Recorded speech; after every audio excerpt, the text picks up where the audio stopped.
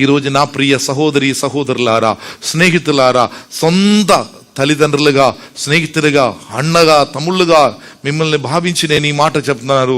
మన జీవితంలో దేవుడు మనకు తోడు.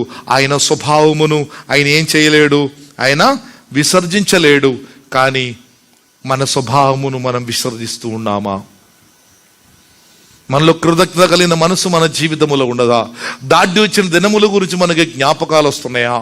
మన ఇబ్బందికరమైన పరిస్థితిలో దేవుడిని ఆదుకున్న విధానములు నీ మరిచిపోతున్నావా? నీకున్న హడాబడి జీవితములో, నీకున్న అభివృద్ధిలో, నీకున్నటువంటి ఇబ్బందిలో, నీకున్న కష్టములో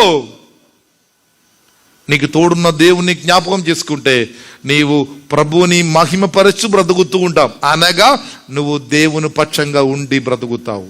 ఈరోజు మనం జవాబు ఇవ్వాలి దేవునికి. మనం ఎవరు పక్షంగా ఉన్నారు? మనందరూ ఒక వాక్యం చెప్తాం, దేవుడు మన పక్షంగా ఉండే మనకి విరోధి ఎవరు? ఎందుకంటే నిన్ను విడిచిపెట్టే బుద్ధి దేవునికి లేదు. దేవుడు విడిచిపెట్టడు. నాలో కొన్ని పాప స్వభావాలు వచ్చినప్పటికీ దేవుడు విడిచిపెట్టడు.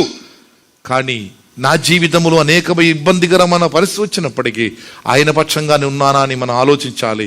ముఖ్యంగా మనం 10 మంది ఎదుట సాక్షిగా నిలబడుచున్నప్పుడు, 10 మంది ముందు మనం కనిపించినప్పుడు నీ ఎవరి పక్షంగా ఉన్నావని నిరూపించవలసిన బాధ్యత నీకుంది. నీ పక్షంగా ఉంటున్నావా? లోకం యొక్క పక్షంగా ఉంటున్నావా? మీ నమ్మకాన్ని పక్షంగా ఉంటున్నావా?